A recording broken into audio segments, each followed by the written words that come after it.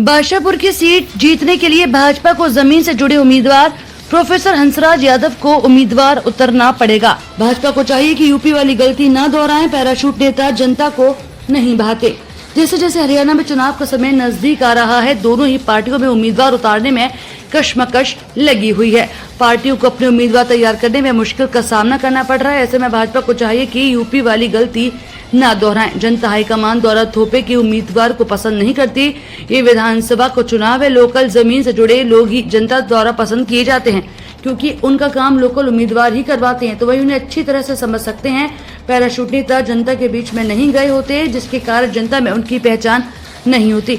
UP का election हारने का एक बड़ा कारण यही था कि प्रोफेसर हंसराज यादव बादशाहपुर से बीजेपी के प्रबल दावेदार है, लंबे समय से पार्टी के साथ जुड़े हुए हैं और जनता भी उन्हें अच्छी तरह से जानती है। काफी लंबे समय से वे जनता में घूम घूम कर पार्टी का प्रचार कर रहे हैं। अजंता से उन्हें भरपूर समर्थन भी मिल रहा है। प्रोफेसर हंसराज यादव ने कहा कि बादशाहपुर को आदर्श विधानसभा बनाने के लिए वचनबद्ध हैं। बादशाहपुर विधानसभा क्षेत्र से विधायक पद के प्रबल दावेदार प्रोफेसर हंसराज यादव ने क्षेत्र के समस्त विकास के प्रति अपनी वचनबद्धता व्यक्त की है। हमारी तरफ से तो पूरी तैयारी है। लोगों के बीच में जा रहे हैं, खूब सम्मान मिल रहा है, लोगों की गैदरिंग अच्छी हो रही है, समर्थन करने को तैयार है। 40 साल से लगातार लोगों के बीच में रहे हैं, लोगों की सेवा करिए, तो इसलिए कोई नया नहीं हमारे लिए लोगों से मिलना जाना। अब तो संगठन को तय करना है किस आदमी को उतारना है मैदान के अंदर, तो जैसे ही पर्ची सामने आ जाएगी लोगों से दोबारा मिलना शुरू कर देंगे। लगातार चले हैं हम लोग। आपके क्षेत्र में क्या कुछ समस्या है? मेरे हर क्षेत्र की अपनी अपनी कोई बातें होती, उम्मीदें होती हैं, समस्याएं तो पूरी दुनिया में ही पाई जाती हैं। बादशाहपुर के अंदर तो मोटे तौर पर कहें तो कारपोरेशन में कुछ एक सफाई की समस्याएं थी, वो हमने दूर कराने का प्रयास किया है। ड्रेनेज सिस्टम को भी सुधारने का प्रयास किया है। अफसरों से हम बातचीत करते हैं, अफसर को जितनी भी समस्याएं हैं, गंदगी की है, सफाई की है, पानी की, उसको दूर करने का प्रयास करते हैं। हमारे यहाँ पर जैसे एक हॉस्पिटल बहुत अच्छा बनना चाहिए, बादशाहपुर असेंबली के अंदर हम बनवाने का प्रयास करेंगे। मेरे गांव में जमीन है, उसमें बातचीत चल रही थी, बन नहीं पाया, लेकिन उसको हम सिरे चढ़ाएंगे।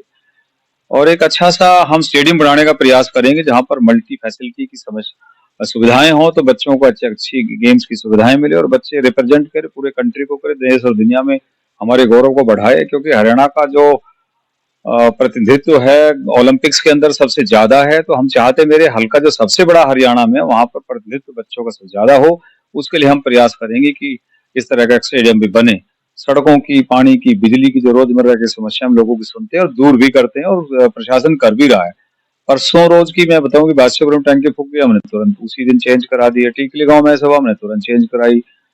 गुजरों का गांव है अपना ये हसनपुर दरबारीपुर, उसमें चेंज कराई। हमने सड़क का निर्माण करा, बहुत काम लगातार करते रहे और आज भी समस्याएं आते निपटाने का प्रयास करते हैं। सर, जैसा कि महिलाओं की सुरक्षा को लेकर क्या कुछ कहना है? नहीं, महिलाओं की सुरक्षा तो देश की सुरक्षा है, सर्वोपरि सुरक्षा है। इसके लिए केंद्र सरकार भी संजीदा है, हरियाणा सरकार भी संजीदा है, हमारा समाज भी संजीदा है।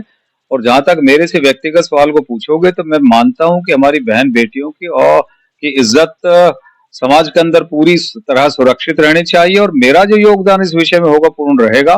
कोई योजना बनानी हो, योजना को लागू करना हो, मेरा पूरा सहयोग और योगदान इसमें रहेगा।